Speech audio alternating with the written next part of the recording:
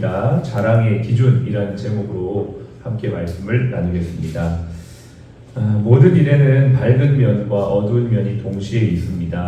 어떤 면에 집중하는가에 따라 우리 인생이 달라지죠. 그것을 바라보는 태도도 달라지고 해결하는 것도 달라지게 됩니다.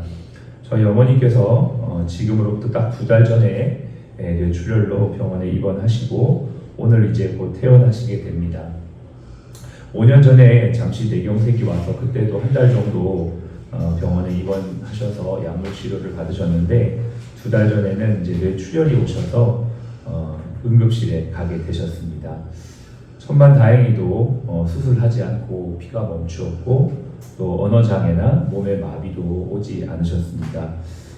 물론 아직은 스스로 걷기가 조금 불편해서 워커를 의지해서 걸으셔야만 하지만 그래도 너무나 감사하고 다행이라고 생각을 합니다.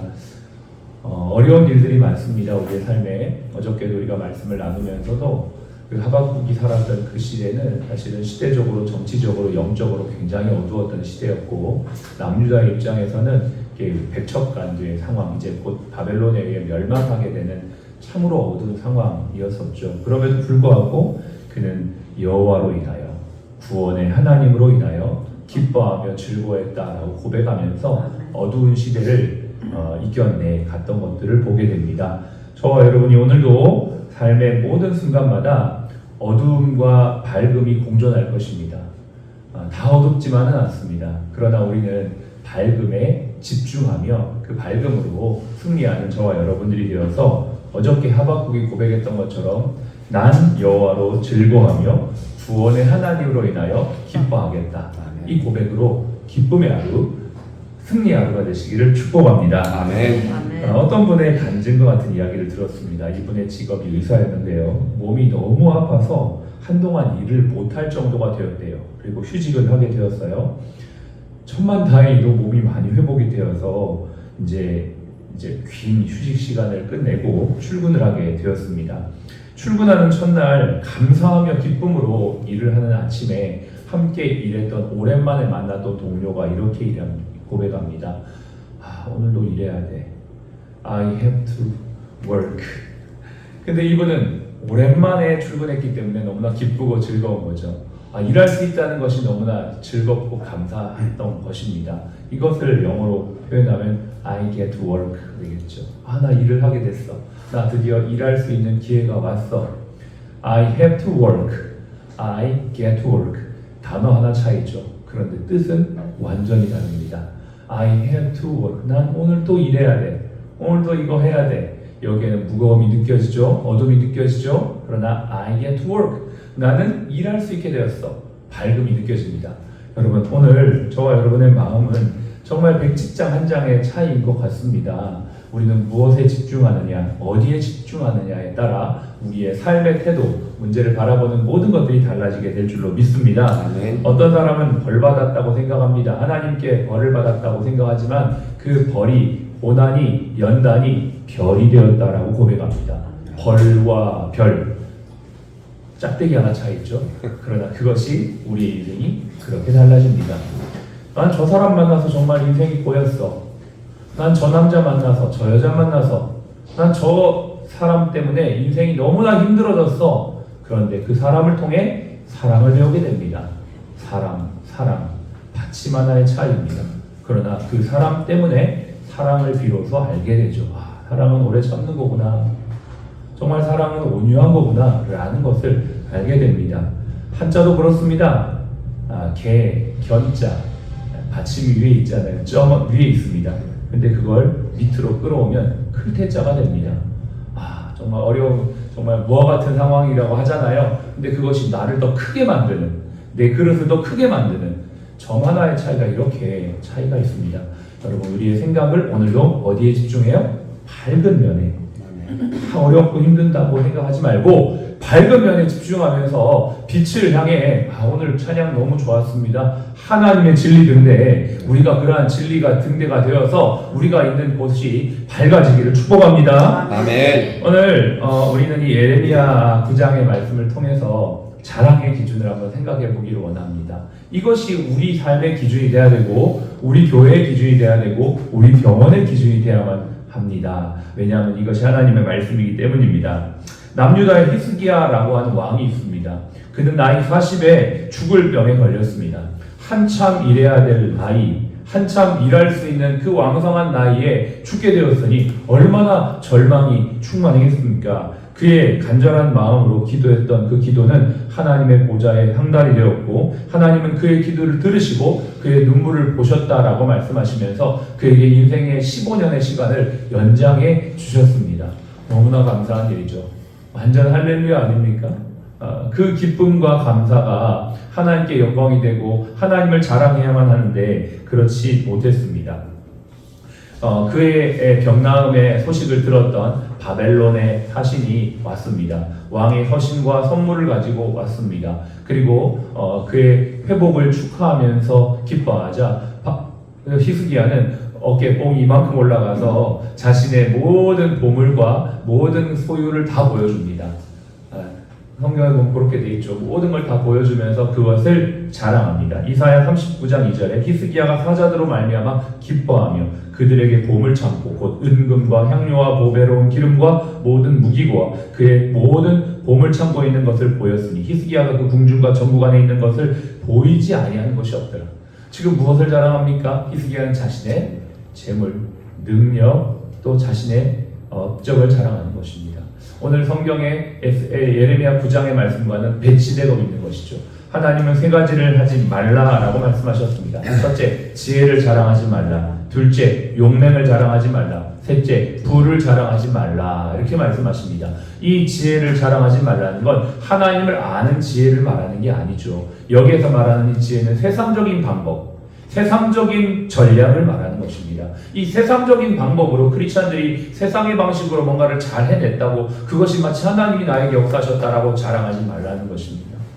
두 번째 무엇을 자랑하지 말라고요? 용맹. 이것은 나의 능력이나 나의 권력을 자랑하지 말라는 것입니다. 내가 얼마나 힘이 있는지, 내가 어떠한 위치에 있는지, 내 포지션이 어디인지를 자랑하지 말라는 것입니다. 세 번째 무엇입니까? 부입니다. 재물이나 성공을 자랑하지 말라는 것입니다. 이거 세 개 하지 말고 세 개를 또 해라고 하십니다. 그 뒤에 보니까 무엇을 하라고 말씀하시냐? 첫 번째, 하나님을 명철하여 하나님을 아는 것을 자랑하라. 이렇게 말씀하십니다. 둘째는 조금 이제 이 캐테고리가 하나님을 아는 것을 자랑하라. 그리고 두 번째는 깨닫는 걸 자랑하라 하면서 그 안에 있는 세 가지가 나오는데 첫 번째가 사랑, 정의, 공의 이렇게 되어 있습니다. 네, 그러니까 하나님은 크게 말하면 세 가지 하지 말고 세 가지 하라고 하는데 세 가지 하는 것은 뭐냐면 하나님을 아는 것을 자랑하라. 두 번째는 하나님을 깨닫는 걸 자랑하는데 그 깨닫는 거에는 세 가지의 영역이 있습니다. 하나님은 사랑이다. 하나님은 공의로우시다. 하나님은 정의로우시다. 이걸 깨닫는 것을 자랑하라. 그리고 세 번째는 이것을 행하는 것을 자랑하라. 물론 여기에는 오늘 본문에 나오지 않지만 우리는 이 내용의 흐름상 하나님이 원하시는 것은 이것을 알고 하나님을 알고 하나님이 어떤 분이신지를 깨닫고 하나님을 알고 깨달은 대로 실천하는 것을 자랑하는 것을 원하는 것이죠. 우리의 삶이 그러해야 된다는 것입니다. 조금 세 가지를 집중해서 보기를 원합니다. 사랑은 무엇입니까? 여기에서의 사랑은 헤세드입니다.